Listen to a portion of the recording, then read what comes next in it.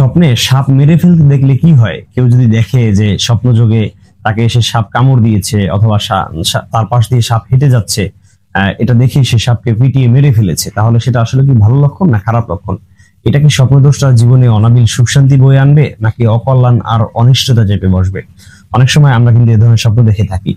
দেখুন, এই বিষয়টি নিয়ে কখনো আমরা আতঙ্কিত হব না, আমাদেরকে সতর্কতা অবলম্বন করতে হবে। আল্লামা মুহাম্মদ ইবনে সিরিন রাহিমাহুল্লাহ তার বিশ্ববিখ্যাত স্বপ্নের ব্যাখ্যা গ্রন্থ তাবির রুইয়ার ভিতরে উল্লেখ করেছেন, এবং তাফসীরুল আহলামে ওই ব্যাখ্যাটি এসেছে যে যদি কেউ স্বপ্নে সাপ মেরে ফেলতে দেখে তাহলে সেটা খুবই ভালো লক্ষণ।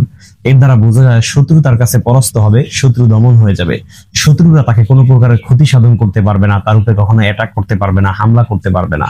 তো এটা কিন্তু খুবই পজিটিভ একটা দিক, খুবই ভালো একটি দিক, যে শত্রু আমার দমন হয়ে যাবে, শত্রু আমার কাছে পরাস্ত হয়ে যাবে। তো যারা স্বপ্নে দেখেছেন যে সাপ মেরে ফেলেছেন, তাদের জন্য এটা খুবই ভালো একটি দিক। কিন্তু মনে রাখবেন, স্বপ্ন অতিরিক্ত দেখা যেমন ভালো না, ঠিক তেমনিভাবে স্বপ্নে সাপ দেখাও মোটে ভালো লক্ষণ না। সর্বাবস্থায় সাপ দেখা খারাপ লক্ষণ, এটা শত্রুর আলামত। সেই শত্রুটা মানুষের ইনসান থেকেও হতে পারে, জিন থেকেও হতে পারে, শায়াতিন থেকেও হতে পারে।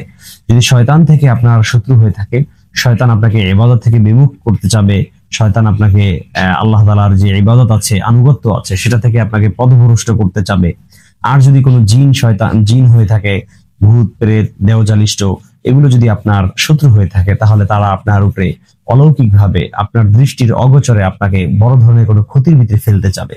আর যদি কোনো মানুষ হয়ে থাকে আপনার শত্রু, তাহলে তারা আপনাকে চাইলে ব্ল্যাক ম্যাজিক করতে পারে, কালো জাদু বান্টনা কুফরি কালামের সহায়তা নিতে পারে, অথবা সরাসরি কোর্ট কাছারি দিয়ে আপনার বিরুদ্ধে মামলা মোকদ্দমা করতে পারে। যে কোনো ভাবে কিন্তু আপনার উপরে ক্ষতি সাধনের সম্ভাবনা রয়েছে। এজন্য স্বপ্নে সাপ দেখা কোনো অবস্থাতেই ভালো না। যারা এই ধরনের খারাপ খারাপ স্বপ্ন দেখেছেন, তাদেরকে বলবো আপনি দান সাদাকা করে দিবেন, আল্লাহর কাছে বেশি বেশি নামাজের পরে তাওবা ইস্তেগফার দোয়া প্রার্থনা করবেন যে আল্লাহ আমার এই স্বপ্নের অনিষ্টতা থেকে তুমি আমাকে হেফাজত করো।